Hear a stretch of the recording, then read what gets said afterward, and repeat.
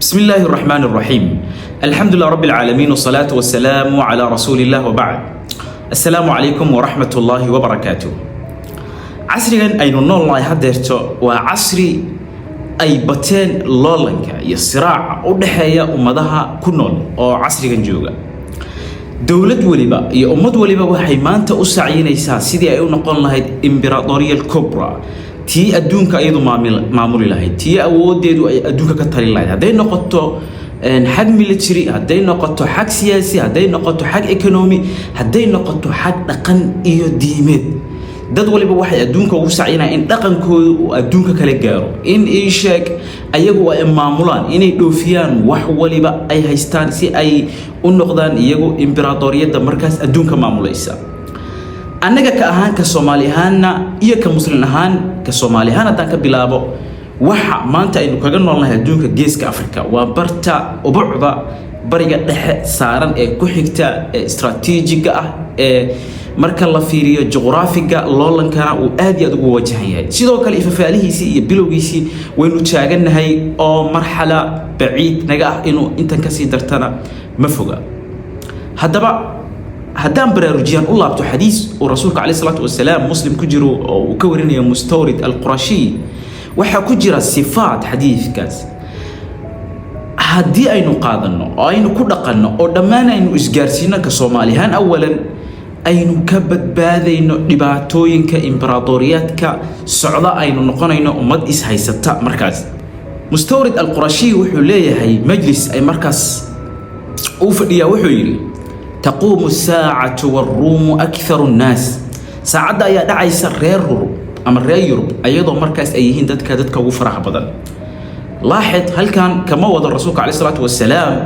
سيدي علماء ليهين نصارى أيا أبو فربضنا دونك رأي يوروب هذيك وصل دعوة كريستيان يسون وصل دعين لكن كرأي يوروب أهان ذات كاس رأي يوروب ليراد أيا أبو فربضنا أي ساعة قيام داعي ساير مجلس كاس وحى فديي سحابي عمر بن عاص وحوها كان أذكى العرب وحوها ذاتك عربته أبو عقلي بدن عبقريين ترير عرب أيوها وفيري وحكيري يا مستورد كفير سوحاتري وحكيري وعدي إن حديثك ورسولك عليه الصلاة والسلام وكمل لي عمر بن عاص وحيري أمال إن قلت ذلك هدي آتري رسولك أيان كمل لي وحان فيليا أفر شيء إني ليهين أفرتا شيء أي أسور تقليل يسو إني قاران هالكاس عمر بن عاص وحوها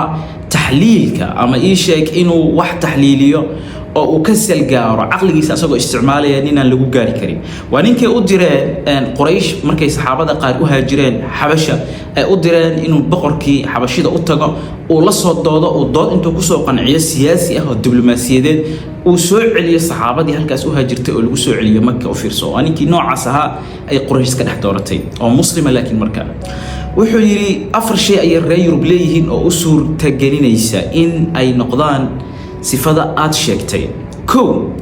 وحليه إنهم لأحلم الناس عند فتنة وهدتك أقول طلقات كبدن مركي فتنة جرتو طلقات يعني عاطفته كما هو الرئيس مسكحته دي عقلي جود أياه الرئي أو يكد جيهن ومضاها كلا وحول بعقلي جود أي دبوا عليان كدب أي مركز سمايان رد فعل أما إنay markaas ka jawaabaan wixii ku dhacay laakiin dad caadifadoodu ay qaado yaa maahan qodobka labaad wuxuu ku daray wuxuu leeyahay wa asra'ahum ifaqatan ba'da musiba طيب fitnadii way dhacday waa laga guuleystay ama way jabeen waa dadka isla markii isa soo celin oo soo naaxi kara ama dib u soo noqon kara oo ii sheeg musiibadii ku dhacday ka kabsan kara taasna waa ii sheeg waa miisa aad iyo aad u weyn sababtoo ah waxaad arkaysaa duwal anaga ka Soomaaliland kala dad fiirisaan muddo dheer waan ku cilaanahay waxaynu u cilaanahay ii sheeg anagii si degdeg ah ayaa adduunku qaar ba isku dayay inayna kiciyaan adduunka qaar waan dulminaya laakiin waxaan ka wadaa ka Soomaali ahaan waynu ku cilaanahay waa qodobka labaad qodobka saddexaad wuxuu leeyahay وأوشكهم كرة بعد فرة ودتك ugu dhow markay jabaan sidoo kale inay soo rogal celiyaan dagaal haddii la galo oo ay jabaan inay kugu soo rogaal celiyaan aad iyo aad u sahlan tahay ayuu leeyahay oo taas waxay tilmaamaysaa imbiraadoriyadka ama loolanka markuu jiro hadday jabaan inay hore ka soo laabanayaan xataa quraanka haddaan u laabanno في سورة الروم إلهي سبحانه وتعالى وحول ألف لام ميم غلبت الروم في أدنى الأرض وهم من بعد غلبهم سيغلبون روم أيا جبتي لكن فرص ويكأت كان دونتا أو ويصو كبسانيسا هل كذا مجوغيسا طبعا صاب النزول كأمقلي isla sifadaas ayuu quraanka uu tilmaamaya in degdeg ay u soo rogal celinayaan sifadan uu sheegayo Amr ibn Aas wuxuu leeyahay sidoo kale sifada afraad ay adduunka uga badanayaan wuxuu leeyahay wa khayruhum limiskiin wa yatiim wa dhaif waa dadka ugu khayrka badan ama kaalmeeya qofka miskiinka ama dhaifka ama isheeg agoonka ama rajayga intaba way u fiican yihiin haddaad maanta fiirisana nafsa shay isheeg ayaga hay-adaha ugu fara badan adduunka kaalmeeya dhexdooda iskaalmeeya dabcan adduunka si ula dhaqmaan iyo ayagu si iskula dhaqmaan dabcan way kala duwan tahay laakiin dhexdooda marka la fiiriyo waa dadka ugu faraha badan ee iskaalmeeya sidaas la midna waa dadka ugu faraha badan ee ka kabsaday dhibaatooyinka ku dhacay dagaalkii labaad ee adduunka kii koobaad ee adduunka dabcan inta iska fariisteen maanta maysan ma dhahayaan ay sheegsaas iyo saas aan jirnay laakiin waa ka kabsadeen oo horay ayay uga socdeen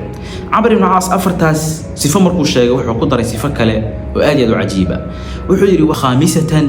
hasanatun jamila waxa jirta sifo shanaad oo mid aad iyo aad u wanaagsan wuxuu yiri wa amna'ahum min dhulmi al-muluk wa dadka ugu diidmada badan oo ka hortaga dulmiga boqorada ama dadka madaxda ama isheeg talada haya inay dulmiga ka celiyaan waa dadka ugu horeeya oo way iska hor istaagaan dulmiga markaan dulmiga leenahay adduunka dabcan way dulmiyaan laakiin dhaxdoodu inay isdulmiyaan waa dad iska hor istaaga taas ta u dambaysa iyo afartaas haddaan isku darno waxay noqonaysaa marka shan sifo oo uu noo sheegay Amr ibn Aas marka inaanu fiirino shantaas sifo annagu xagee ayaynu ka taaganahay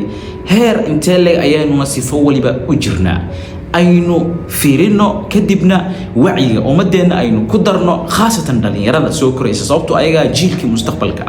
inay shantaan sifo ay u qaataan kayd ama ay u qaataan isheeg sahay ayaa aad iyo aad u wanaagsan آذان أمة سنتين والسلام عليكم ورحمة الله وبركاته.